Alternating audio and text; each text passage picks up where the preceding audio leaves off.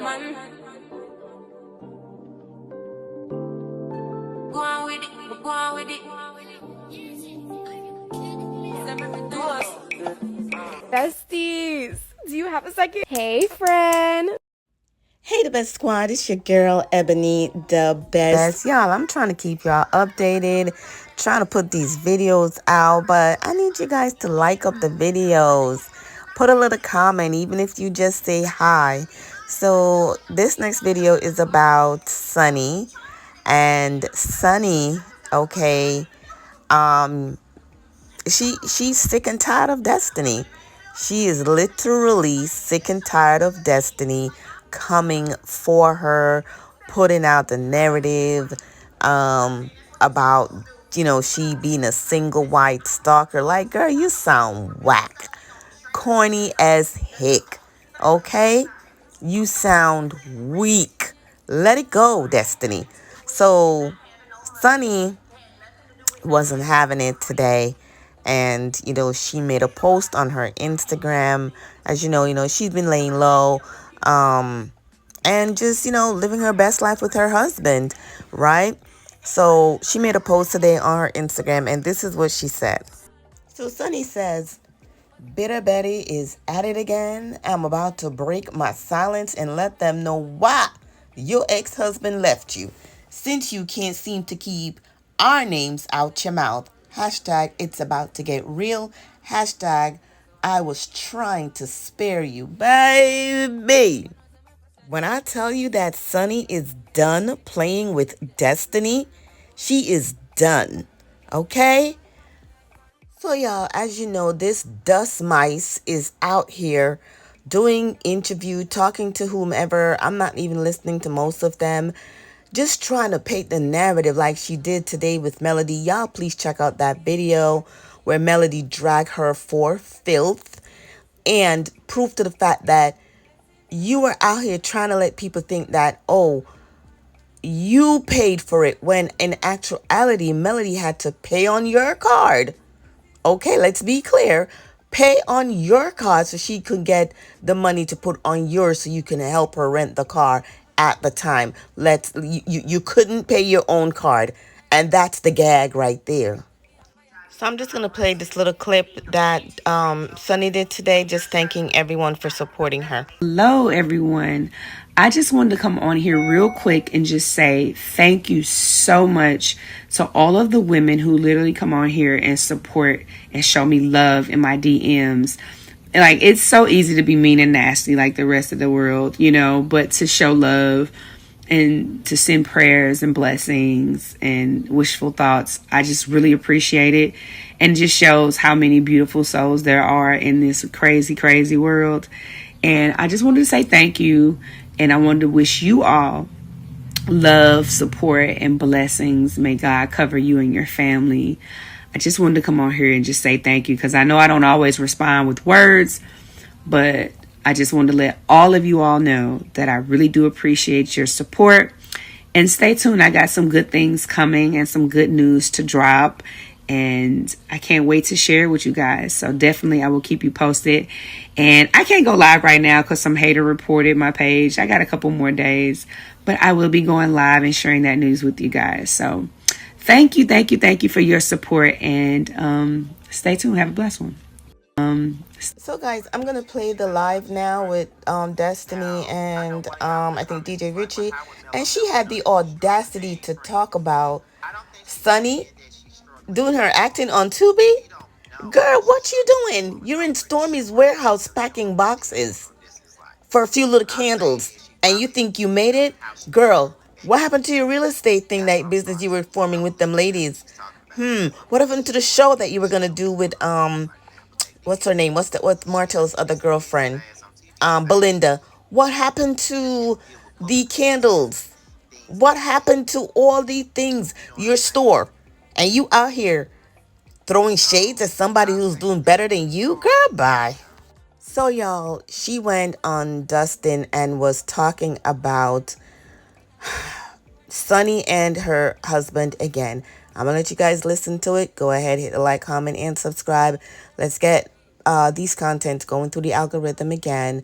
I appreciate each and every one of y'all, and I'll talk to y'all in my next video. Talk to y'all later. All right, bye.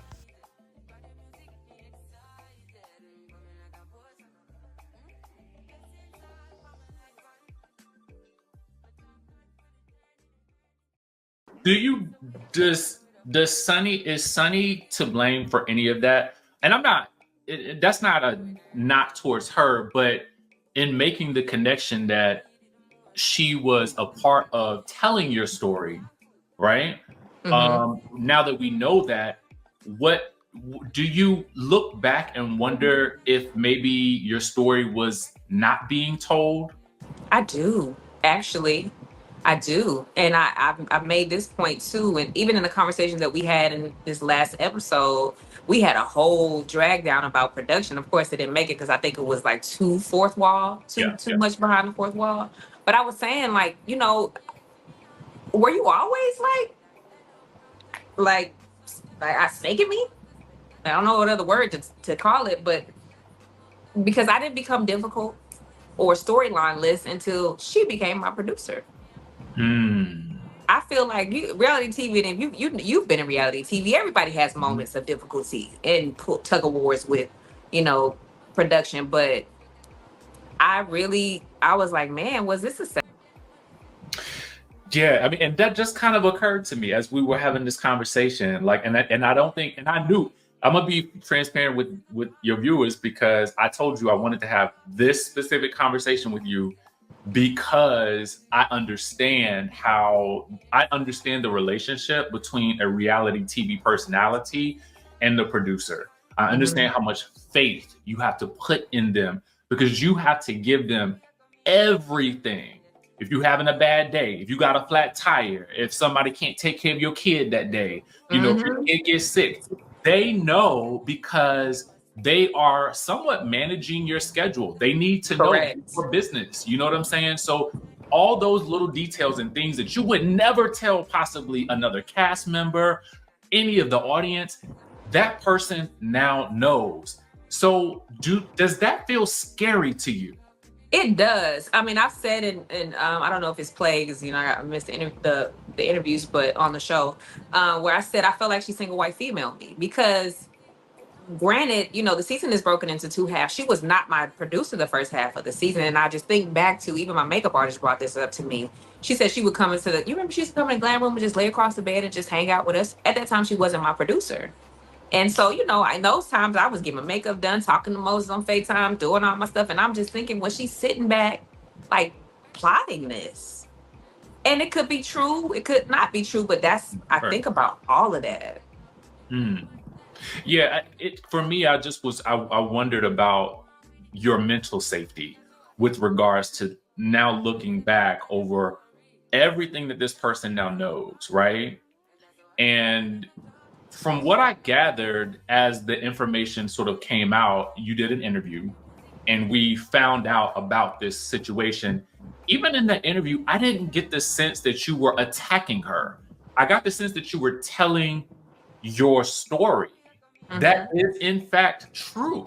And so why do you think that she, from an audience perspective, and I've never had a conversation with her, and this isn't a knock towards her, but on camera, she comes across as there's a level of passion, almost bordering on aggression towards you. Why is that? So I think there's a couple of layers to that. I don't know if it's to be acting. I don't know if it's the aggression could also be fear because she's now in a relationship with someone that I once was with. And it could be fear of is there still feelings there? Or, because my therapist actually, my life coach actually brought that up. And it was like fear and anger looks the same. And so it's like, it could be that. It could be that. I don't know. I didn't get it. I still don't get it. Yeah, I don't get it either because in my mind, I'm like, I think about how relationships work. And when you found your person, like normally you are very happy. You know what I mean? Like, honestly, like You should be in the honeymoon phase, getting yes, big D like daily. nothing should matter. You know what I mean? Like you get into that, and I know what that zone is. So it's curious to me why she would choose to, I guess, sort of really talk about you being a And it's side sad chick. too because, this is the same person that watched me cry. This is the same person that was there when my dad found out he had cancer. This is the same person that knew about my domestic violence journey. So for me, it's like, whoa, like, whoa. Yeah. Do you regret her knowing those things at this point? I don't, because one of the things that I am happy about is, I was silent for a very long time and I was not comfortable with and what I was dealing with. But now all my truths are out. All my hidden stuff is out. So yeah, no, I don't really have a problem with her knowing it. I mean, she's been lying all this time anyway. So if she want to come out and talk about the truth, it's gonna make her look worse of what I was going through. Because I saw an interview where she said something about with Dustin, where she was like, she's always, she was going through a lot. And I'm thinking, how could you say those words and then turn around and attack me when you know that that's the truth? And she trying to play victim, and I'm like, I didn't play anything. I never wanted that role, baby girl. It just came to me. Because I would also think as a producer, there's a level of, I'm not going to say the things that I know that I learned while I was your producer. Mm-hmm.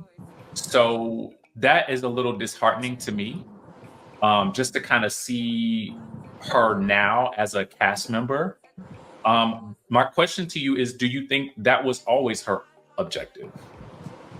Well, I remember conversations like, being in a reality where you're like, this bullshit, I ain't doing this, you mad. And she's like, Destiny, it's so many people that want to be in your position. It's girls that would dream to be on television. And at that time, I didn't know that those were her aspirations. I had no clue.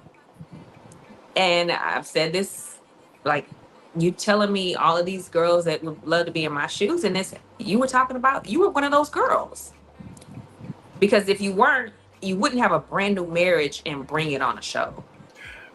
That was going to be my question. Like, going the back way to that you did, because I know some people get married on TV and all those things, but what I mean about the story behind it, it's already so. It's a lot. The waters So are muddy. I mean, it is. So it's almost like, how you talk about how we met, right?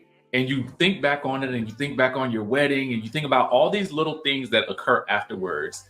Now that memory is going to be clouded by what is happening on the show, and it doesn't. And then they said you got married in 90 days, so y'all didn't even really have an engagement or have that. You just got married and hopped on a TV show and started attacking a person that actually brought y'all together. Well, listen, I don't know Miss Sunnie. I don't Either, clearly. You and me both, Richie. I don't have no ill will towards her, and I don't either. I really don't. If this is where they want to be, then I definitely wish them well. I do have some questions that I have been dying to ask you about your relationship with him, because I think that he too has a lot of ownership in this situation. We learned, because that was going to be Nell asked a very valid question. Have the two of them ever been around you when you and Moses were together? Absolutely. Multiple times.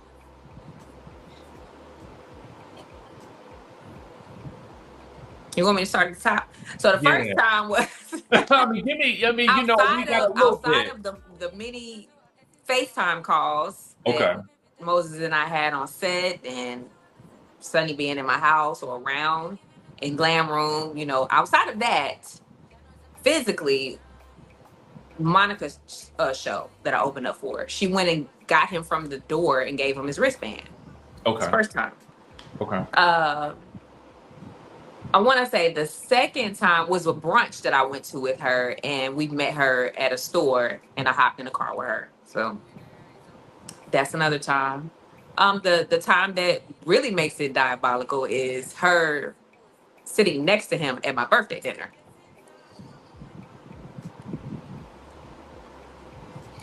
Looking back on that moment, I'm sorry. I hate to take you back there, but looking back at that moment, did you notice? Do you think you noticed anything then? Any sparks or any like? No, he was all up in here. He was all up in here, but also it was a friend of there, and also Moses's cousin, which is weird because she told me they were cousins in the beginning. That I thought they had a situationship going on, so I invited him. Gotcha. So it was like my accountant and her boyfriend were there. My the cousin and Sunnie were together, and then Moses and I. So it was like almost like a very intimate type of setting with, I can't say couples, they weren't a couple, but you know what I'm saying. Yes, it was some coupling happening. Baby shining bright like a diamond, meditate daily, baby enlightened, baby make racks, baby spend cash, baby go get it and she don't gotta ask, baby gon' run it up like an athlete, plays gold at the track meet, at the stadium show going super hard, cause baby a superstar, just bought